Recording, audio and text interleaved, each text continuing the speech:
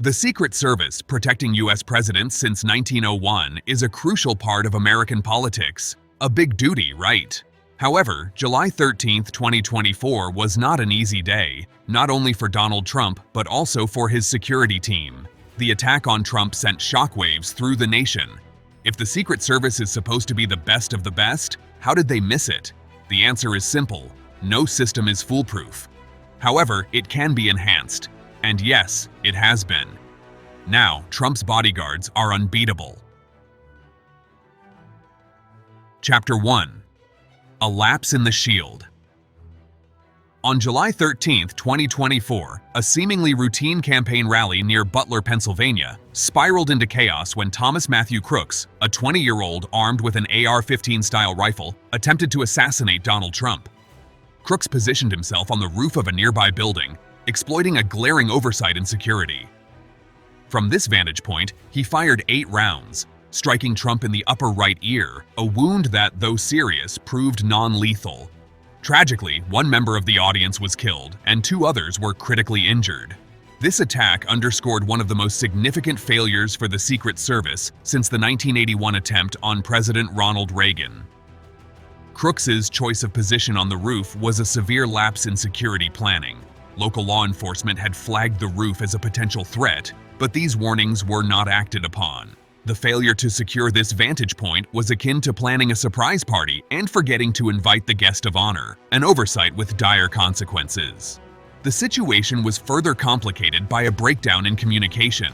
Despite multiple command centers being established, crucial information was not effectively shared. For instance, a warning about a suspicious vehicle near the event did not reach the Secret Service's central command in time. The communication breakdown was as ineffective as a broken telephone game during a hurricane. The Secret Service's response, though swift once the shots were fired, was overshadowed by these earlier failures. The fallout from the attack was immediate and severe. Secret Service Director Kimberly Cheatwood faced intense criticism, culminating in calls for her resignation. Her departure was swift, a consequence of a spectacular failure akin to a student who flunks an assignment and loses their job. In response, President Joe Biden ordered an independent review of the security measures. The review's findings were blunt. The security was inadequate, leading to a comprehensive overhaul. Despite these rare but serious incidents, the Secret Service remains one of the most elite security forces in the world. However, in Trump's case, the Secret Service is just one piece of the puzzle. They can't do it all alone, and Trump isn't the kind of person to leave his safety entirely in others' hands. That's where his personal security comes in. Chapter 2. Trump's Personal Security. If you know anything about Donald Trump, you know he's never been content with playing by the rules. The man is a master at creating disruption, and his approach to security is no different. Even before the July 13th incident, Trump had beefed up his personal security detail beyond the standard Secret Service protection. And why wouldn't he? He's Donald Trump, an unconventional leader who has never been satisfied with just following the rules. Trump's personal security team is, by all accounts, a force to be reckoned with. These aren't your typical bodyguards who stand around looking tough. They are a hand-picked group of highly skilled professionals, many of them former military and law enforcement officers, trained to think and act with the same proactive mindset that Trump himself has. They anticipate problems before they happen, constantly adapting and evolving to new threats. Their job isn't just to react, it's to ensure nothing goes wrong in the first place. What makes Trump's personal security unbeatable is their adaptability. While the Secret Service operates under strict protocols and standard operating procedures, Trump's private team is far more fluid. They are used to dealing with the unexpected, constantly shifting their strategies based on new intelligence, evolving threats, and Trump's own unpredictable schedule. They don't just follow a playbook, they rewrite it again and again, depending on the situation. Keith Schiller is the main one on this team. Schiller wasn't just any bodyguard, he was Trump's right-hand man for decades, long before the presidency. Schiller was a former New York City police officer and Navy veteran, a towering presence at 6'4", and over 200 pounds, making him both physically intimidating and highly skilled in protecting high-profile individuals. Schiller started working for Trump back in 1999, initially as a part-time bodyguard, before rising to become the head of Trump's private security detail. When Trump took office in 2016, there was a certain expectation, standard really, that he would rely solely on the Secret Service for his protection, just as every president since John F. Kennedy had done. But Trump, being Trump, didn't exactly play by those rules. He insisted on keeping Schiller by his side, even after the Secret Service officially took over his protection. This was controversial for a number of reasons. For starters, no president in modern history has ever maintained a personal bodyguard while in office. And while this wasn't technically illegal, it certainly raised eyebrows, particularly within the law enforcement and security community. Schiller wasn't just muscle. He was Trump's trusted confidant, a gatekeeper of sorts. If you wanted to get to Trump, you had to go through Schiller first.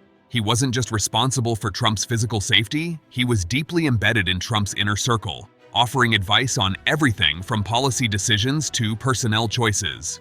His loyalty was unshakable, and that loyalty often put him at odds with the Secret Service, whose rigid protocols didn't always align with Schiller's more hands-on approach. During Trump's rallies, Schiller and his team often took matters into their own hands, sometimes quite literally. While the Secret Service handled crowd control, Schiller's private security team would often be the first to physically eject protesters or remove troublemakers. Schiller became notorious for his no-nonsense approach, aggressively dealing with threats before the Secret Service had a chance to react. It was like having two chefs in the kitchen, except one of them kept throwing out the soup before it was even tasted. Chapter 3. Clash. This dual security setup wasn't without its critics. Security experts warned that having two teams with different training methods and goals trying to protect the same person could lead to confusion and potentially disaster. Jonathan Wackrow, a former Secret Service agent, likened the situation to playing with fire. He argued that mixing private security with Secret Service protocols created an environment ripe for miscommunication and mistakes.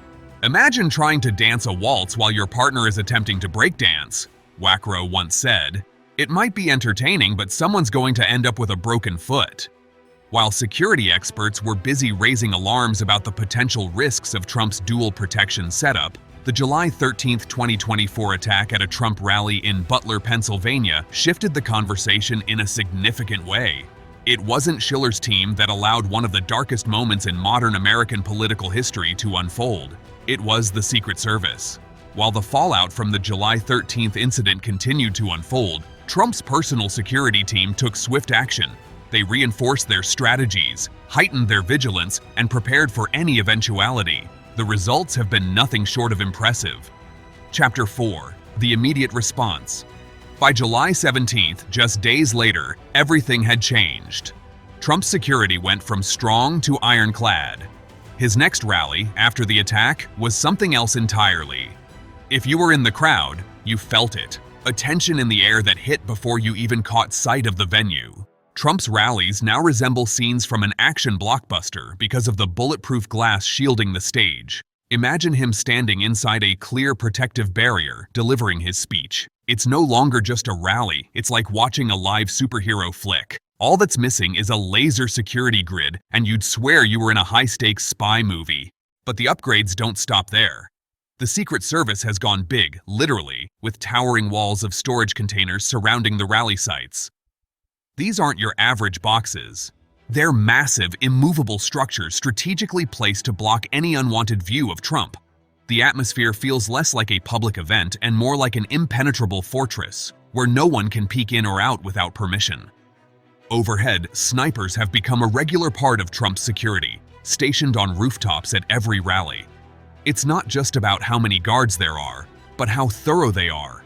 Every angle, every rooftop, and every hidden spot is under watch.